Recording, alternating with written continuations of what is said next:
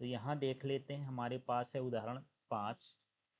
यदि एक तिर्यक रेखा दो रेखाओं को इस प्रकार प्रतिच्छेद करे कि संगत कोणों के युग्म के समद्विभाजक परस्पर समांतर हों।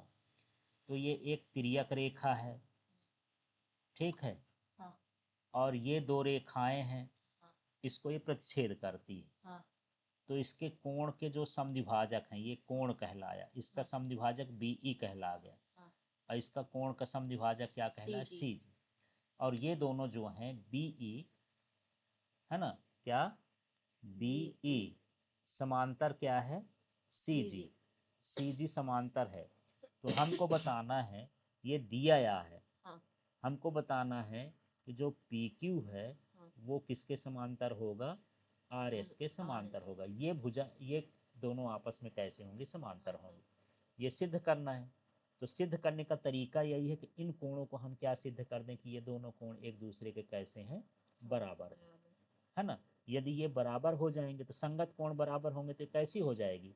समांतर हो जाएगी, ठीक है। तो बस यहाँ पर जो दिया है उसका हम उपयोग करते हैं। तो सबसे पहले यहाँ पर मान लेते हैं कि जो BE किरण है वो कोण ABQ की समद्विभाजक है। देखो ये BE किरण है, ये ABQ की क्या है? समद्विभाजक है ना। तो हम इसको लिख सकते हैं कि कोण ABE, ये वाला कोण, ये लिखा कोण ABE, ये ABQ का क्या है? आधा। ये पूरे कोण का क्या है? आधा। किस कोण की बात कर रहे हैं? ABE की, ठीक है। इसी तरह से जो CG है, ये CG है, ये किसका? BCS का समद्विभाजक है। तो हम ऊपर वाला कोण ले लें, ये वाला, है ना। तो जो BCG है ये BCS का क्या कहलाएगा? आधा। क्योंकि आधा आधा बढ़ गया ना, समद्विभाजक माने आधा बांट देता है, ठीक है। लेकिन हम पढ़े हैं अभी, यहाँ पर दिया है कि जो BE है वो CG के कैसा है? समांतर है। और यहाँ पर जो AD है वो क्या है? इसकी तिर्यक रेखा है।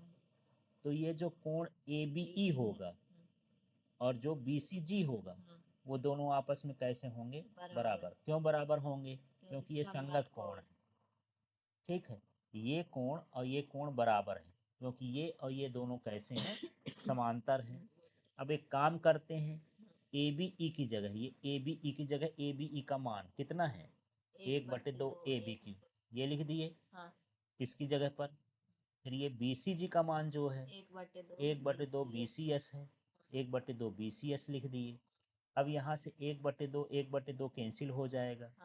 तो ये कोण ABQ और कोण BCS, है ना, कोण ABQ और कोण ABCS ये दोनों बराबर हैं।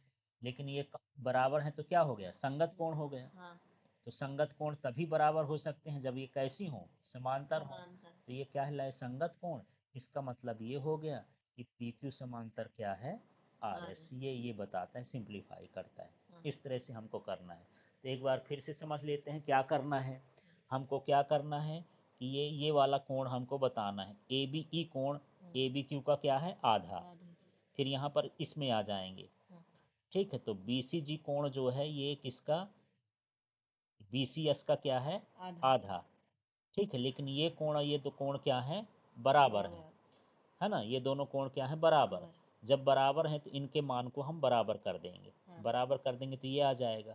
बड़े बड़े कोण, और बड़े कोण इस लाइन में बना है, इस लाइन में बना है, तो ये पूरा कोण आ गया। पूरा कोण दोनों बराबर है, माने संगत कोण है। संगत कोण है तो ये भुजा कैसी होंगी? समांतर होंगी, ठीक है।